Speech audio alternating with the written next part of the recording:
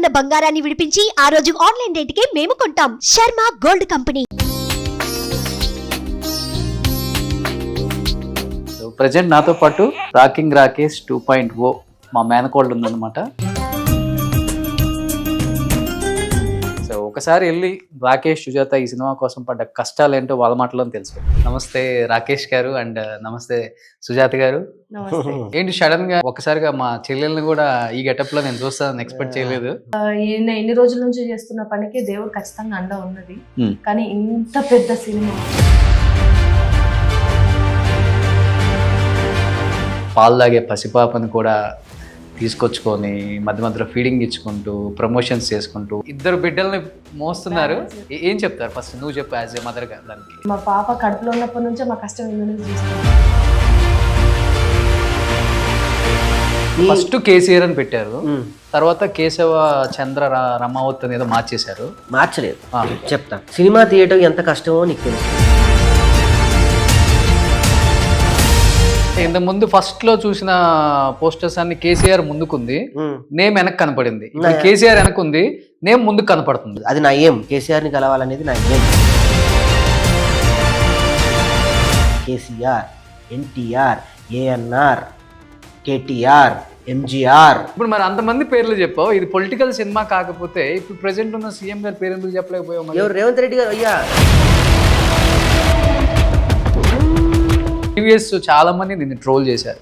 డబ్బు కోసం చేస్తున్నాడు రాకేష్ ఈ సినిమా, బీఆర్ఎస్ పార్టీ నుంచి ఫండ్ గట్టిగానే లాగాడు, 3.5-4 కోట్ల దాకా లాగాడు. ఇప్పుడు మాల్లో ఉన్నావు కాబట్టి, మాల్లో ఉన్నప్పుడు ఎవరు అబద్ధాలు చెప్పరు కాబట్టి ఏంటి దానికి ఏం చెప్తావు సమాధానం? సరే, నేను మాల్లో ఉండి అబద్ధం చెప్తా. జీవితం ఏంటో చూసి చెప్పు. నీకు ఫోన్ చేసి ఒక రాత్రి ఎంత అడిగాను? ఈ సినిమాలో కనుక ఒక 4-3 కోట్లు పెట్టుంటే ఈ సినిమాని ఇంకో రేంజ్ లో తీసి ఈ పాటికి నేను 6 అవార్డులు తీసుకొచ్చేసేవాడిని. ఈ సినిమా కోసమేనా జబర్దస్త్ మానేసింది? ఇప్పటికి చెప్తున్నా, మల్లె మాలలో నన్ను. సో ఈసారి రోజా గారు మీరిద్దరు ఒకేసారి ఎంట్రీ ఇస్తారా? ఆమె కూడా వస్తారని చెప్పి ఒక టాక్ ఉంది. ఇప్పుడు వస్తే కథ వేరుంటది.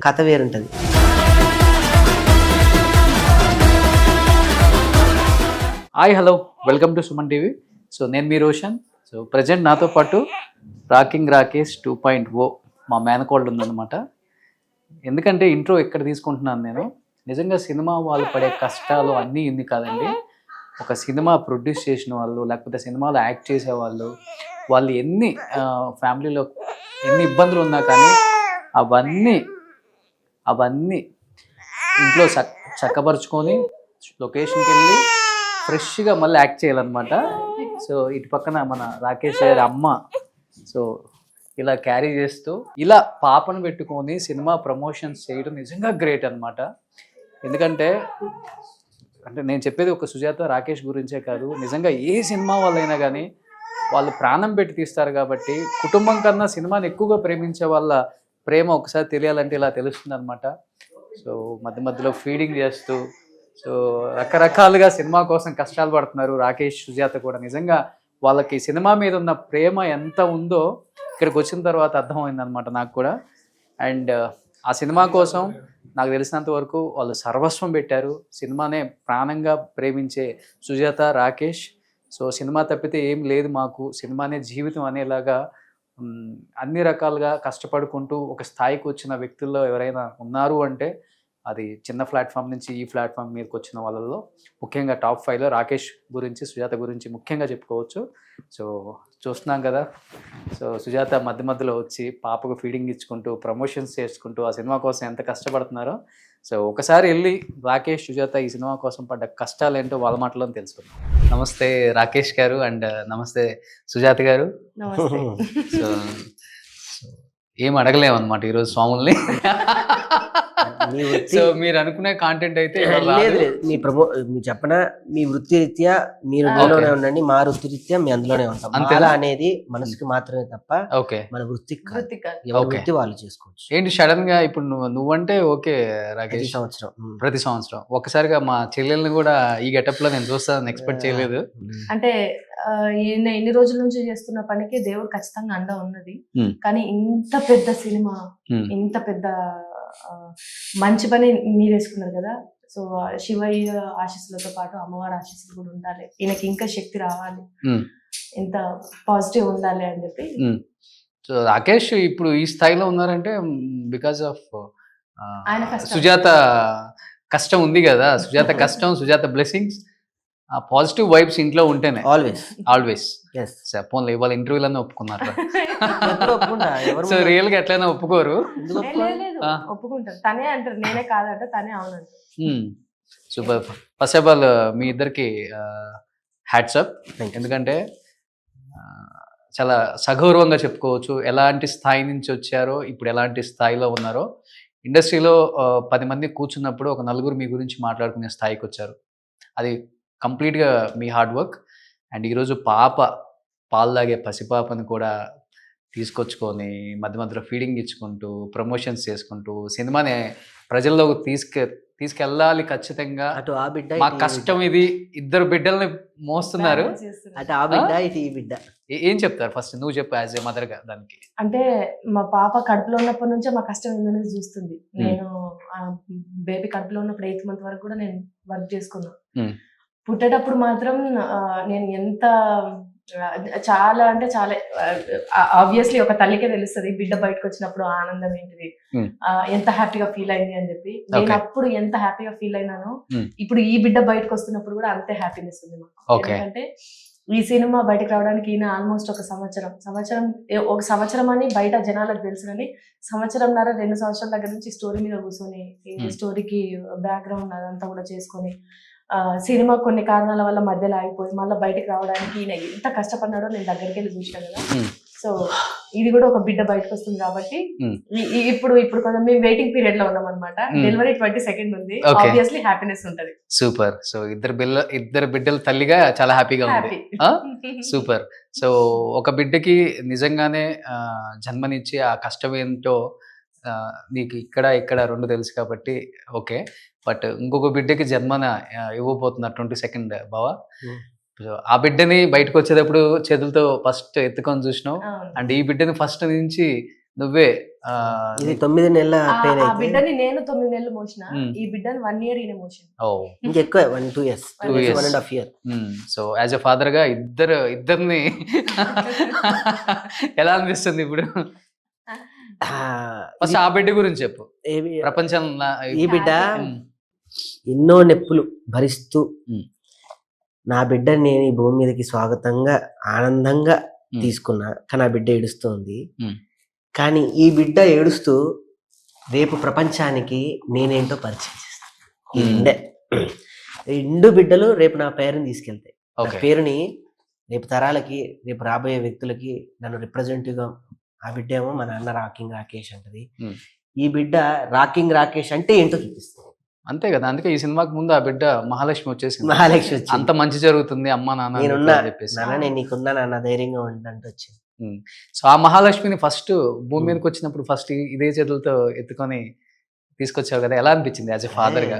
నాకన్నా ఎక్కువ ముందు నీకు తెలుసు ఆనందం ఏంటో. అవును, ఫాదర్ గా మనం ఎన్ని కష్టాలు పడ్డా, ఎన్ని తిట్లు తిట్టుకున్నా, ఎన్ని అనుకున్నా, ప్రొఫెషనల్ పరంగా మనకి ఎన్ని ఉన్నా, మనకంటూ కొంతమంది ఉంటారు. ఆ కొంతమంది జీవితంలో కళ్ళు మూసుకుంటే ఆ బాధలన్నీ మర్చిపోతే మన బేబీస్ వాళ్ళు. అంటే మన సోల్ అనొచ్చు, లేదా మన హార్ట్ అనొచ్చు, మన బ్లడ్ అనొచ్చు. అంటే విలువ కట్టలేని వెల కట్టలేని ఆస్తులు మనకు వాళ్ళు. ఒక షోలో ఒక మాట అన్నావు, నాకు బాగా టచ్ అయింది. అంటే ఒక తల్లి పడే పెయిన్ నేను రియల్ గా చూశాను కాబట్టి తల్లుల గొప్పతనం గురించి మాట్లాడావు కదా. అంటే ఆ టైంకి నేను అక్కడ లేబర్ రూమ్లో ఉన్నాను కాబట్టి వాట్ ఈజ్ వాట్ అని నాకు తెలిసింది కాబట్టి, అది కనుక కరుడుగట్టిన వ్యక్తులకు చూపిస్తే అలాంటిది ఒకటి ఏదన్నా ట్రీట్మెంట్ మన ఇండియాలో ఉంటే కనుక చాలామంది మారిపోతారు, నాకు తెలిసి మారుతారు డెఫినెట్గా. అందుకే ఒక మానవ జీవితంలో ఆడవాళ్ళు మారరు, మగవాళ్ళే. అవును, చిన్నప్పుడు అల్లరిగా తిరుగుతూ ఉంటారు, ఒక ఏజ్ వచ్చాక ఒక మెచ్యూర్నెన్స్ వచ్చి పెద్దవాడిగా బిహేవ్ చేస్తూ ఉంటాడు. ఇంకొంచెం ఏజ్ వచ్చాక ఉద్యోగం చేస్తూ 4 డబ్బులు సంపాదిస్తూ ఇంట్లో ఇస్తూ ఉంటాడు. ఇంకొంచెం ఏజ్ వచ్చిన తర్వాత భార్య అనే ఒక బాధ్యతను తీసుకొని కుటుంబం అనే బాధ్యతకి దూరంగా ఆ భార్య బాధ్యతను పోస్తూ కుటుంబ బాధ్యతని తన కుటుంబం అంటే ఒక సపరేట్ కుటుంబాన్ని బాధ్యత తీసుకుంటూ, దాని తర్వాత పాప పుట్టాక ఒక తండ్రి, ఇన్ని అవతారాల మధ్య నాన్న అందుకే వెనకపడ్డాడు ఇప్పటికీ అన్నట్టుగా. మ్మ్. భరణి కొన్ని అంటూ ఉంటారు కదా, భరణి గారు ఉన్నారు కదా మీ నాన్న కూడా. మా నాన్న ఉన్నారుగా, భలే అన్నావు, భలే అన్నావు. నాన్న ఎందుకో వెనకబడ్డాడు. మా నాన్న ఎప్పుడు ఉంటారు, ఆ, నాన్నకన్నా నాన్న ఎక్కువ, రాళ్ళపల్లి గారి ఆశీస్సులు కూడా ఎప్పుడు నాకు ఉంటాయి. సో ఫాదర్ అయిన తర్వాత ఆయన డైలాగ్ బాగా గుర్తొస్తుంది అనమాట. నాన్న ఎప్పుడు నన్ను ఎప్పుడు అనుకుని నేను నా కూతురు నాన్న నువ్వు ముందు నన్ను దోస్తా ఉంటుంది. ఈమెంత ముందుకు నెడుతుందా నా కూతురు ఇంకా ముందుకు నెడుతుంది. అంత సహకరిస్తుంది కాబట్టి ఓకే. అటు తను సహకరిస్తుంది, తను పొట్టలో ఉన్నప్పుడు ఇంకా బాగా సహకరించేది, పుట్టిన తర్వాత కూడా ఇంకా సహకరిస్తుంది. కడుపులో ఉన్న దగ్గర నుంచి కూడా మా బేబీ నాకు అసలు వర్క్ విషయంలో ఎప్పుడు నాకు ఇంత కూడా చేసావు కదమ్మా ఆ, 8th 9th month వరకు. 7th month వరకు జబర్దస్త్ చేస్తూనే ఉంది కదా. చేస్తూనే ఉన్నాను. ఇంత ఇబ్బంది చేయలేదు నాకు. అంటే పుట్టిన తర్వాత కూడా ఇప్పుడు 1.5 month నుంచే నేను వర్క్ స్టార్ట్ చేసేసిన. సో కడుపులో ఉన్నప్పుడు నేను అన్ని చెప్పుకునేదాన్ని అనమాట. ఓకే. మా పని ఇట్లుంటది నాన్న, మేము ఇట్లా చేసుకోవాల్సి వస్తుంది, నువ్వు కూడా మాతో తిరగాల్సి వస్తుంది కొన్ని నిమిషం వరకు. అసలు అంటే మేబీ అది ఎట్లా పిల్లలకు అది ఎట్లా కన్వే అవుతుందో, అది ఎట్లా అర్థం చేసుకుంటారో తెలియదు. కానీ ఈ రోజు వరకు అసలు వర్క్ దగ్గరకు వచ్చినాను అంటే అంతే, కొంచెం సైలెంట్గా ఉంటుంది. ఫీడింగ్ కావాలన్నప్పుడు నేను పోయి మధ్య మధ్యలో ఇచ్చేస్తాను. ఇంటికి వెళ్ళినప్పుడు నాన్న ఇక మన ఇంటికి వచ్చేసినాం అన్నప్పుడు అప్పుడు కళ్ళు తెరిచి హ్యాపీగా నవ్వుకుంటూ ఆడుకుంటుంది. ఓకే. అంటే అది అది అది ఏంటో కూడా మాకు ఇప్పటికి అర్థం కాదు. మాకు ఇంటికి ఎక్కడి నుంచి అన్న వర్క్ నుంచి వెళ్ళి స్ట్రెస్ తోని కార్ ఎక్కి నాన్న ఇక మనం కార్లో ఎక్కినాం ఇంటికి వస్తున్నాం అని చెప్పగానే అప్పుడు కళ్ళు తెరిచి మంచిగా నవ్వుతుంటది. ఓకే. సీరియస్లీ. సో నాకు తెలిసి మహానటి అయిపోయింది కోడలు కూడా. సో అంతా యాక్టింగ్ ఉన్నప్పుడే కడుపులోనే ఉంది. 8th month వరకు యాక్ట్ చేస్తున్నావు, ఇంటర్వ్యూలు చేస్తున్నావు. సో మామూలుగా లేదైతే. కడుపులో ఉన్నప్పటి నుంచే స్టేజ్లు చూస్తుంది, థియేటర్ చూస్తుంది. బయటకు వచ్చిన తర్వాత ఆబ్వియస్లీ ఇంటర్వ్యూస్ లలో అసలు ఆ ఏజ్ లో మాకు అసలు ఏది తెలియదు. దగ్గర 20-25 ఏళ్ళు వచ్చేంత వరకు కానీ నాకు కెమెరా అంటే ఏందో తెలియలేదు. నా బిడ్డకు 5 నెలల దగ్గర నుంచే కెమెరా అయింది అనేది. సో ఇప్పుడు ఇది కేసీఆర్ అనేది గొప్ప ప్రయత్నం అని చెప్పుకోవచ్చా, లేకపోతే ఎన్నో ఎదుర్కొని అవన్నీ దాటుకొని వచ్చి చేసిన ఒక ప్రయత్నం అని చెప్పుకోవచ్చా? ఇది ప్రయత్నం, సినిమా ఇవన్నీ పెద్ద పెద్ద మాటలు స్వామి, భావన వస్తుంది స్వామి. ఎందుకంటే ఫస్ట్ కేసీఆర్ అని పెట్టారు, తర్వాత కేశవ చంద్ర రమావత్ అనేది మార్చేశారు. మార్చలేరు, చెప్తాను. సినిమా తీయటం ఎంత కష్టమో నీకు తెలుసు. సినిమా తీయాలని కృష్ణానగర్లో కథలు పట్టుకుని కొన్ని సంవత్సరాలుగా తిరిగిన వాళ్ళలో ఎంతమంది ఉన్నారో నీకు తెలుసు, ఛాలెంజింగ్గా. అలా నేను ఆఫీస్ తీయలేదు నా సినిమా కోసం, ఎవరిని మభ్యపెట్టలేదు, ఎవరిని కూర్చోబెట్టలేదు, ఎవరికి స్టోరీలు చెప్పలేదు, నా డబ్బు నేను పెట్టి తీసుకున్నా. సరే, కొంతమంది నువ్వు అన్నట్టుగా ఏంటి వెనకబెట్టావు, భయపడి ముందుకు ఇది మార్చావా అని కాదు. మరి అట్లా అయితే రీషూట్ చేయాలి కదా. నేను ట్రైలర్లోనే ఇంత ముందు ఫస్ట్ లో చూసిన పోస్టర్స్ అన్ని కేసీఆర్ ముందుకుంది, నేమ్ వెనక్కి కనపడింది. కేసీఆర్ వెనకుంది, నేమ్ ముందుకు కనపడుతుంది. ఎవరు నా వెనకున్నట్లేదు కాబట్టి కనీసం ఆ పేరన్న నా వెనకుంటుందని నా వెనక పెట్టు. ఎవరు ఎందుకు ఉండట్లేదు? మొన్న కూడా కేసీఆర్ గారిని కలిసి వచ్చారు, ఇద్దరు వచ్చాం, ఆయన చేత ఓపెన్ చేయించారు. కలవటం వేరు, ఇంకో గొప్ప సహాయం రాయటం వేరు. నేను అనేది అంటే నీకు అర్థమై ఉంటుంది. అది నా ఏం, కేసీఆర్ని కలవాలనేది నా ఏం. అది అంత తొందరగా నెరవేరుతుందని నేను అనుకోలేదు. ఒక పాటతో కేసీఆర్ గారి స్థాయి దాకా ఆయన ముట్టుకుంటే చాలు, ఆయన చూస్తే చాలు అనే దాకా నేను వెళ్ళగలిగాను అని అంటే, బయట చాలా మంది ఏమనుకుంటారు, ఇదో పెద్ద పార్టీ ఉంది కాబట్టి కింద నుంచి తీసుకెళ్ళి ఉంటారు, పైనుంచి ఎవరు తీసుకెళ్ళలే. ఎవరన్నా తీసుకెళ్ళి ఉంటే ఈ సినిమా ఇంకా ఇక్కడ పెట్టేవాడిని కాదు. ఇదే మన ముగ్గురు కూర్చునే ప్లేస్ ఇంకా గొప్పగా ఏ దస్పలానోనో లేకపోతే ఏ పార్క్ హైత్లోనో లేదు, ఇవన్నీ కాకపోతే ఒక పెద్ద స్టూడియోలో పెట్టేవాడిని. ఇది మన పిఆర్ఓ శివన్న తెలిసి, ఇదంతా ఆయన ఇచ్చిన లైట్లు. అన్న నా పరిస్థితి ఇలా ఉంది, నేను ఏం చేసుకోలేని స్థితిలో ఉన్నాను అంటే ఇక్కడ పెట్టుకో తమ్ముడు అని నాకు ఇచ్చాడు. ఆ పేరే నన్ను ఇప్పటిదాకా, రేపు థియేటర్ దిగేదాకా, టికెట్ దిగేదాకా ఆ పేరే నన్ను తీసుకెళ్తా ఉంది. మార్చేదేం లేదు. కేశవ చంద్ర రామావత్, షార్ట్ కట్ లో కేసీఆర్. టైటిల్లో ఏదుందో, ట్రైలర్ లో ఏదుందో అదే ఇచ్చాం. కాకపోతే డిజైనర్ వాల్యూస్ గా ఇంతకు ముందు ఓన్లీ కేసీఆర్ అంటే అదేదో ఒక పెద్ద కేజీఎఫ్ రేంజ్ లో కనిపించేది. ఇప్పుడు కేశవ చంద్ర రమావత్ అని పెడితే ఈ పేరుకి ఆ కుర్రోడికి ఏదో సంబంధం. బయట కూడా అనుకున్నారు కదా, అలాంటి ఒక మనిషిని గట్టిగా వాడేస్తున్నాడు రాకేష్, కేసీఆర్ గారి పేరుని. డబ్బు వాడట్లేదు కదా, పేరే కదా, అది కూడా వాడుకుందాం. మరి భక్తులు ఉంటారు కదా, వెంకటేశ్వర స్వామి భక్తులు ఉంటారు, పేరు వాడుకో తప్పది. ఒక నేను భక్తుడిని, నిజంగా చెప్తున్నా. ఒక ఆంజనేయ స్వామికి ఎలా భక్తులు ఉంటారో, వెంకటేశ్వర స్వామికి ఎలా భక్తులు ఉంటారో, ఆ పేరు వాడటమే ఉంది, అది వాడకం అనదు స్వామి. కేసీఆర్ అనేది ప్రపంచవ్యాప్తంగా, ఇందాక ఇంటర్వ్యూలో కూడా చెప్పా, కేసీఆర్, ఎన్టీఆర్, ఏఎన్ఆర్, కేటీఆర్, ఎంజీఆర్, ఇవన్నీ 3 అక్షరాలు బలమైనటువంటి చాలా గొప్ప పదాలు. ఇవి ప్రపంచాన్ని కుదిపేసే పదాలు. ఎవరైనా పెట్టుకోవచ్చు పేర్లు. ఇప్పుడు ఏఆర్ఆర్ కూడా మంచి. ఎస్. ఇప్పుడు మరి అంతమంది పేర్లు చెప్పావు, ఇది పొలిటికల్ సినిమా కాకపోతే ఇప్పుడు ప్రెసెంట్ ఉన్న సీఎం గారి పేరు ఎందుకు చెప్పలేకపోయావు? ఎవరు? రేవంత్ రెడ్డి గారు. అయ్యా మరి నాకు చెప్పడం ఏముంది కాదు, వాళ్ళ స్టూడియోకి వెళ్ళి వాళ్ళ ఛానల్ కి వెళ్ళి వాళ్ళ పిఆర్ఓతోనే మాట్లాడుతూ. మరి మరి మరి మరి కేసీఆర్ కేటీఆర్ అన్నోడివి ఏఆర్ఆర్ అనలేదు కదా, అందులో రేవంత్ రెడ్డి అని అనలేదు కదా.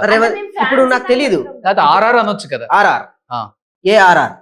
ఓకే, ఇలాంటి ప్రపంచాన్ని కుదిపేసే పదాలు అయిపోయింది కదా అన్నాను.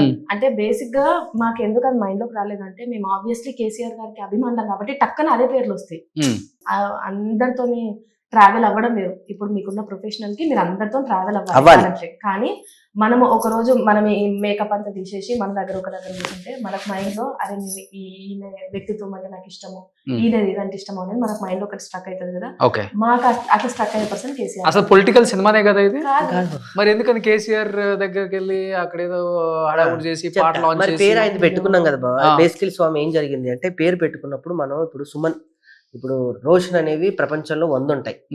అది ఎవరైనా పెట్టి సినిమా తీసుకోవచ్చు. సుజాత అని పెట్టుకోవచ్చు. రాకేష్ అని 100 పేర్లు ఉంటాయి. కేసీఆర్ అనే వ్యక్తి, ఆయన కల్వకుంట్ల చంద్రశేఖర్ రావు. పార్టీ నుంచి మనం నో అబ్జెక్షన్ లెటర్ ఒకటి ఉంటుంది. పెద్దవాళ్ళని పెట్టి సినిమా మనం చేస్తున్నప్పుడు ఒక ప్రోటోకాల్ ప్రకారం మన పేరు రిజిస్ట్రేషన్ చేయాలంటే ఛాంబర్ లో నో అబ్జెక్షన్ లెటర్ ఒకటి తెచ్చుకోవాలి. ఓకే, నేను తెచ్చుకున్నాను. వెళ్ళి పార్టీకి చెప్పి నా కథనంతా వాళ్ళకి సబ్మిట్ చేసి, అందులో ఏమి కూడా వాళ్ళని వ్యక్తిగతంగా కానీ లేకపోతే వాళ్ళ బాగా నువ్వు నేను కూర్చొని పేరు పెడితే అది ఒప్పుకోరు. దానికి ఒక కమిటీ ఉంటుంది, దానికి ఒక పద్ధతి ఉంటుంది. దాన్ని ఫిల్టరైజేషన్ చేసుకుంటూ మళ్ళీ నేను వచ్చి ఫిలిం ఛాంబర్ లో సబ్మిట్ చేయాలి. ఇన్ని చేసుకున్నాకనే నాకు ఆ పేరు ఇచ్చారు. ఊరికే ఎవరు అక్కడ నీ ఇష్టం ఉన్నట్టు పెట్టేసి తీసేస్తా, తోసేస్తా, కొట్టేస్తా అంటే ఇక అది వేరే రకంగా ఉంటుంది. రాదు, సినిమా ఇక్కడ దాకా రాదు. సెన్సార్ ఉంది మధ్యలో. వాళ్ళకు కూడా నేను ఆన్సరబుల్ చేసుకోవాలి కదా. ఇప్పుడు యూబీఐ సర్టిఫికేట్ నాకు ఇచ్చారు అంటే ఈ సినిమాకి, ఈ పేరు పెట్టి యూబీఐ తెచ్చుకున్న ఏకైక వ్యక్తి ఎవరు ఉన్నారంటే అది రాకింగ్ రాకేష్ మాత్రమే. రాజకీయ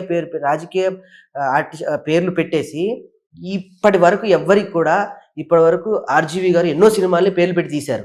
ఇంతవరకు ఏఓ సర్టిఫికేట్ వచ్చింది తప్ప యూబీఐ సర్టిఫికేట్ రాలేదు. Only because of the pure ఒక చక్కటి పల్లె ఊర్లో జరుగుతున్నటువంటి ఒక చక్కటి ప్రేమ కథ, ఒక ఆశయం ఉన్న కథ. ఏం చెప్పారు ఆయన కలవగానే చెప్పగానే? నీకు తెలుసు, బాగానే టైం స్పెండ్ చేశారు. చాలా వీడియో చూసాను నేను.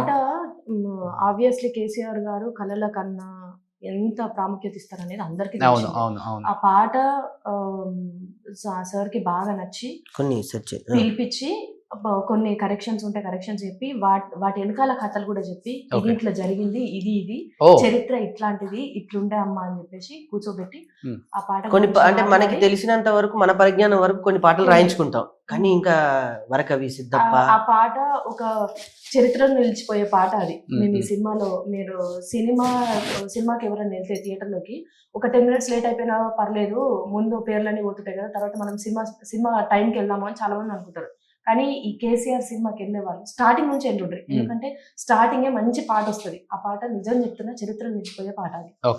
ఆ పాట సార్ కి నచ్చింది కాబట్టి మమ్మల్ని పిలిపించి ఆ పాటలో ఉన్న కొంచెం కరెక్షన్స్ అవి కూడా ఎందుకు చేస్తున్నాం అనేది మొత్తం అంతా కూడా చెప్పారు. కేసీఆర్ గారికి అంత బాగా నచ్చిన పాట ఎవరన్నా ఒక 2 lines పడతారు మీ ఇద్దరు? స్వరగతులు స్వరజతులు పల్లవించిన నేల, తేనె తీయని వీణ రాగాల తెలంగాణ, విపద దరువుల నేల, శిక్ష జ్ఞాన పుసాల, పోతన కవియోగి భాగవత స్కంధాల, జయ గీతికై మోగెరా తెలంగాణ, జమ్మి కొమ్మై మోగెరా, తంగిడై పూసిందిరా తెలంగాణ, తంగిడై పూసిందిరా.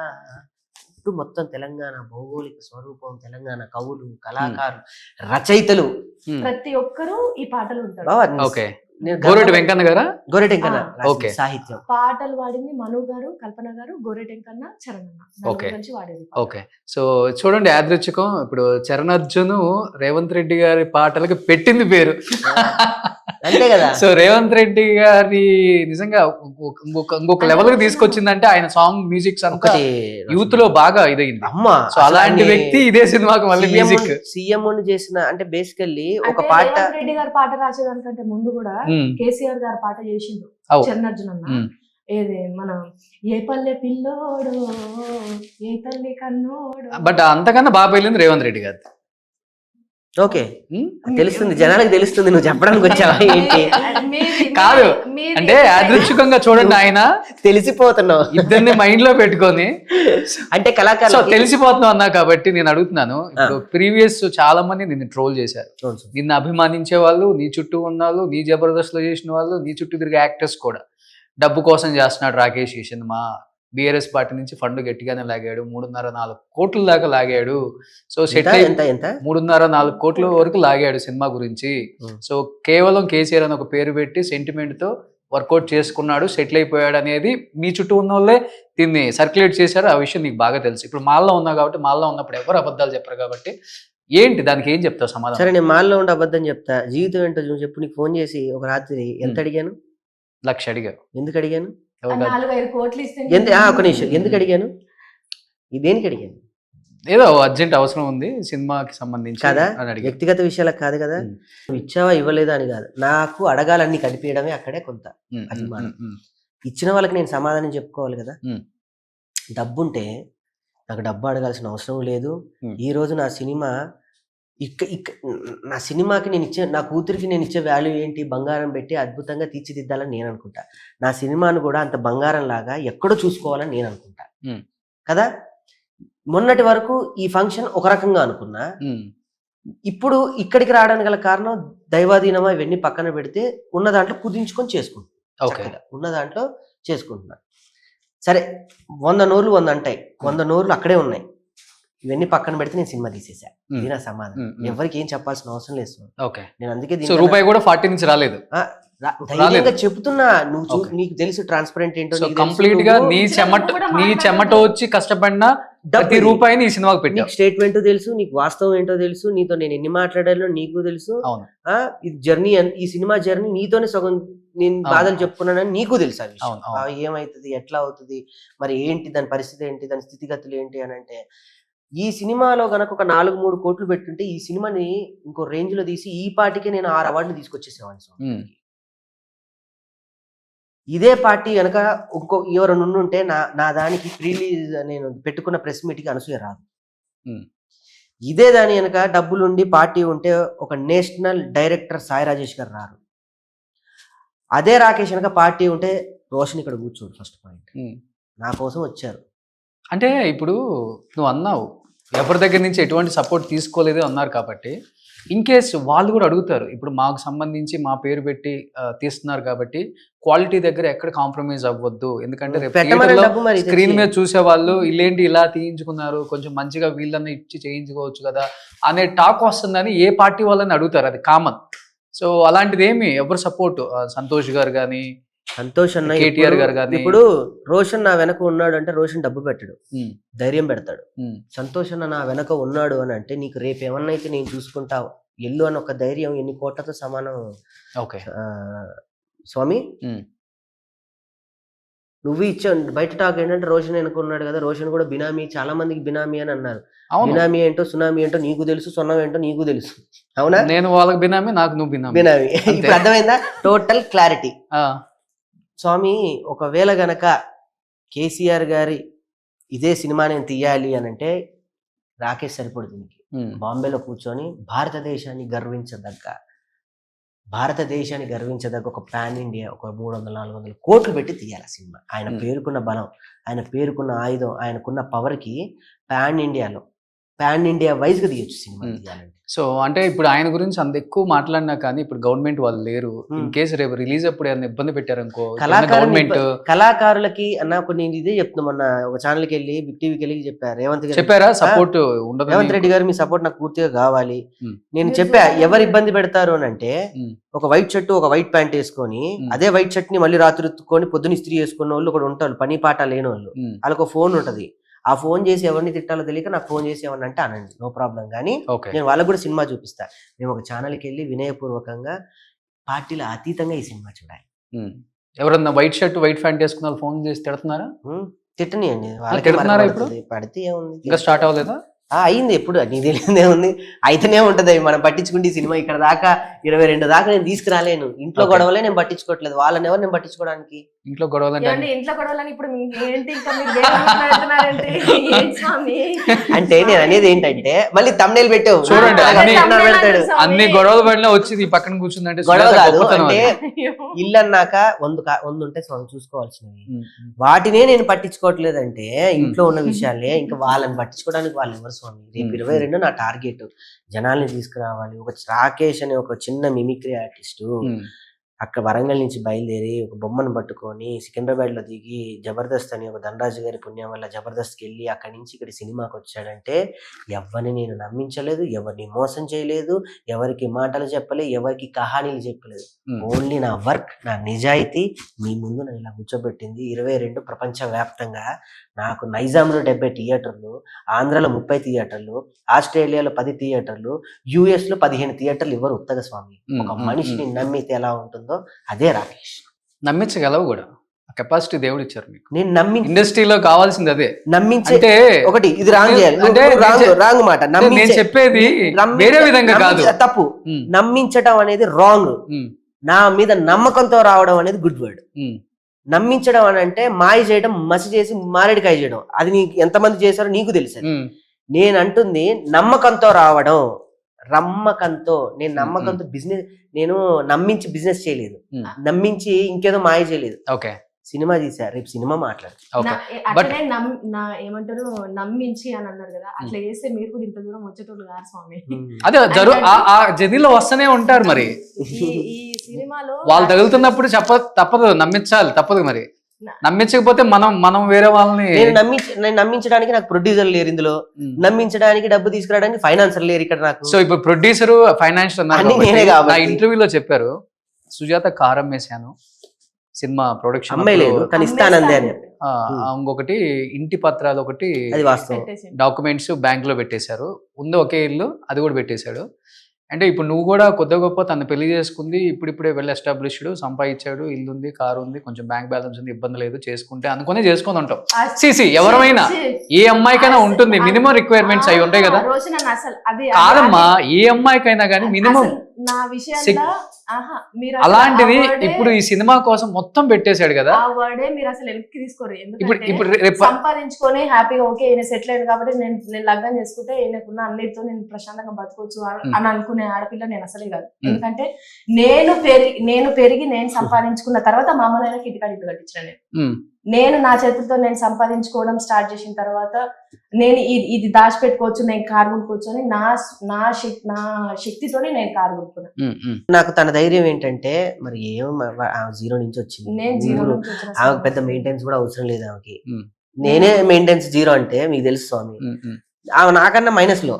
ఆమెకు అసలు మెయింటెనెన్స్, ఒక ఆడపిల్లకి మినిమం లగ్జరీ ఒక కారు, షాపింగ్ అంటారు, తిరగాలంటారు, అటు అంటారు ఇటు అంటారు. నాకు 4 గోడల మధ్యలో ఉంటే చాలు, ఏం షాపింగ్ వద్దు, ఏది వద్దు. నాకు షాపింగ్ అంటే నేను చిరాకు. బంగారం అంటే పెద్దగా ఇప్పుడు బిడ్డ పుట్టిన తర్వాత బంగారం అనేది ఏదైనా కొనాలి అనే థాట్ వచ్చింది తప్ప బంగారం అదే మరి ఫ్యామిలీ స్టార్ట్ అయిన తర్వాత ఎన్నో వస్తూనే ఉంటాయి. బ్యాంక్ బ్యాలెన్స్ అవన్నీ కూడా నేను పెద్దగా ఆలోచించుకొని, అంటే బిడ్డ పుట్టిన తర్వాత ఆలోచన వస్తుందేమో కానీ లగ్గం చేసుకునేటప్పుడు ఆలోచనతో లగ్గం చేసుకోలేదు. ఇన్ కేస్ మేబీ అట్లా ఉండుంటే నిజంగా ఈయన సినిమా అనే కార్యక్రమం ముందు చేసుకుంటే వద్దు అని చెప్పేసి ఆపేదాన్ని నేను.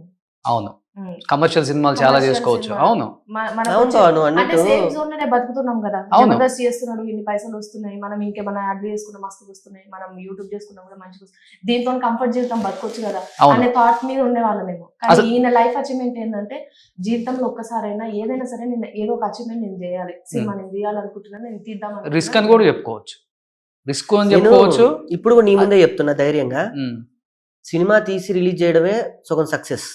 ఒక డిస్ట్రిబ్యూటర్ త్రూ వెళ్ళిపోయి అది నాకు సినిమా వేసి డిస్ట్రిబ్యూటర్స్కి ఒప్పించి ఒక దీప ఆర్ట్స్ వాళ్ళు నా సినిమా ట్రైలర్ చూసే మిగతా వాళ్ళైతే ఈ రోజుల్లో సినిమా వేసి డిస్ట్రిబ్యూటర్లకు భోజనాలు పెట్టి వాళ్ళకి కావాల్సిన హోటల్స్ వేసి మిగతా కార్యక్రమాలు అన్నీ చేయాలి. నీకు తెలుసు సినిమా ప్రోటోకాల్ అంటారు. అవును అవును, డిస్ట్రిబ్యూటర్స్కి ఏమేం చేయాలో చేయాలి.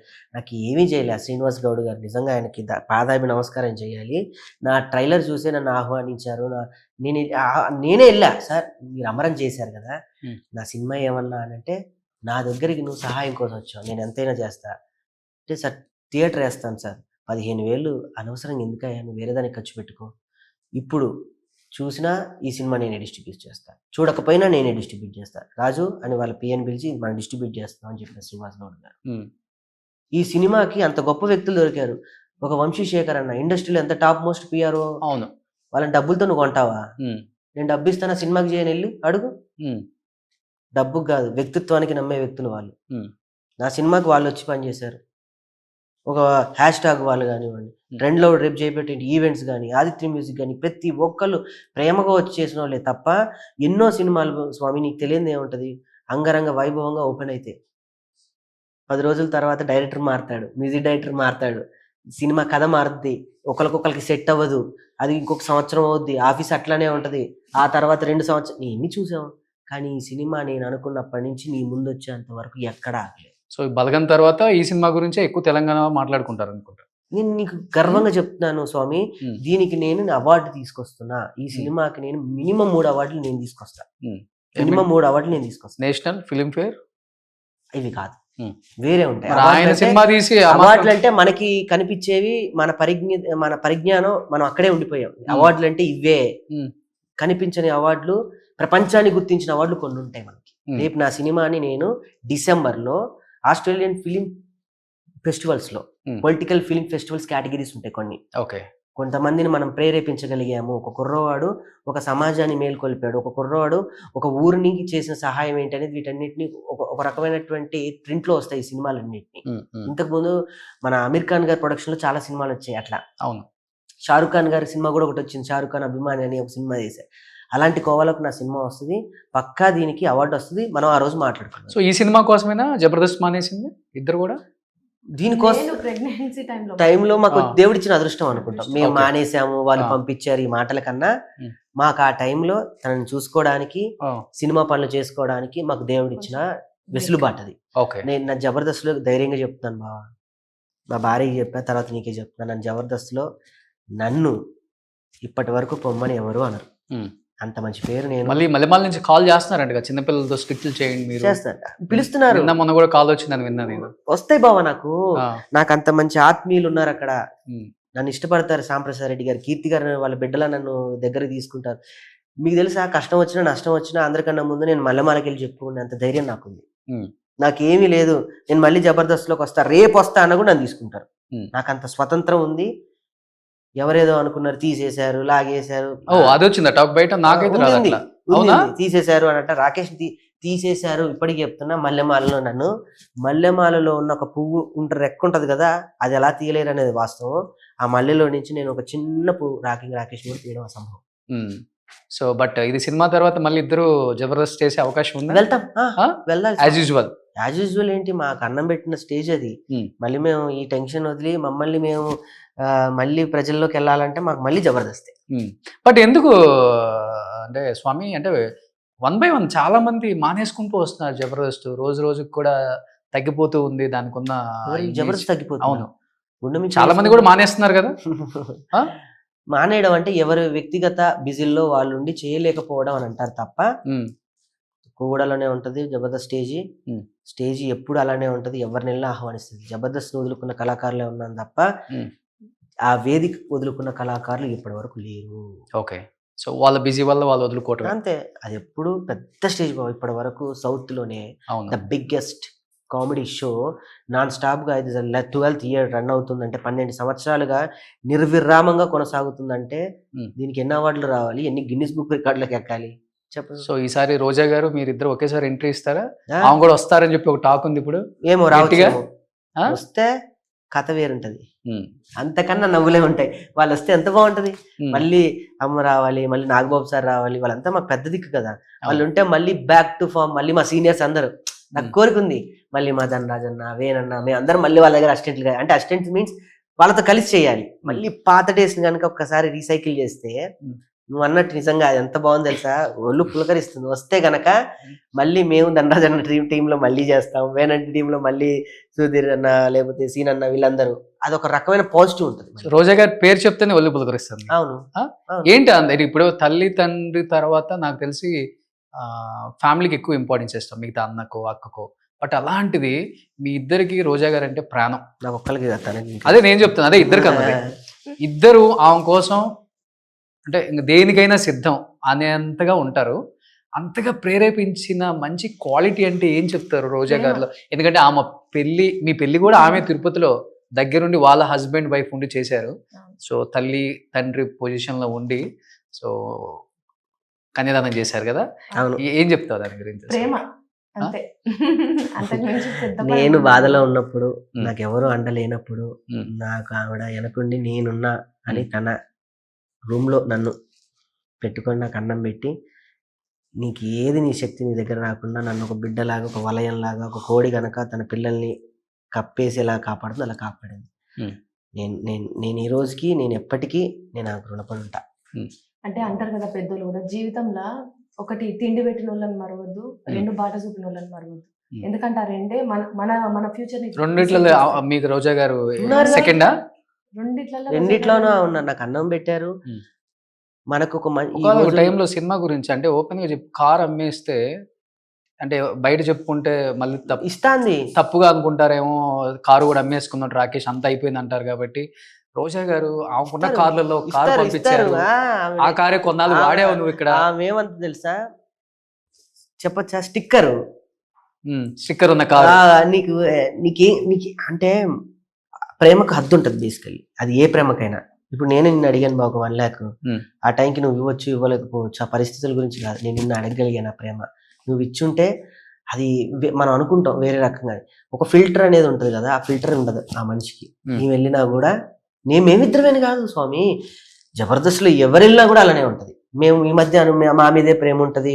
మమ్మల్ని లగ్గం దగ్గర నుంచి మా లగ్గం దగ్గర ఉండి అమ్మనే చేసింది కాబట్టి అప్పటి నుంచి మేము మాత్రమే వీళ్ళని మాత్రమే ఇట్లా చూస్తుంది అనేటట్టు అందరికి ప్రాజెక్ట్ అయింది. అవును అయింది. అంతే. అందరినీ అలా నీకు తెలీదా స్వామి? నువ్వు ఎన్ని బర్త్డేకి వచ్చి, ఇప్పుడు బర్త్డే వస్తుంది, రోజమ్మ గారికి పుట్టినరోజు, పోయిన బర్త్డేకి వచ్చిండ్రు, లాస్ట్ బర్త్డే నేను అన్నిట్లో ఉంటాడు. అన్ని బర్త్డేలకు వచ్చిండ్రు కదా. నాకు ఆమె నచ్చే క్వాలిటీ ఏంటంటే ఒక మనిషిని తగ్గించి మాట్లాడదు.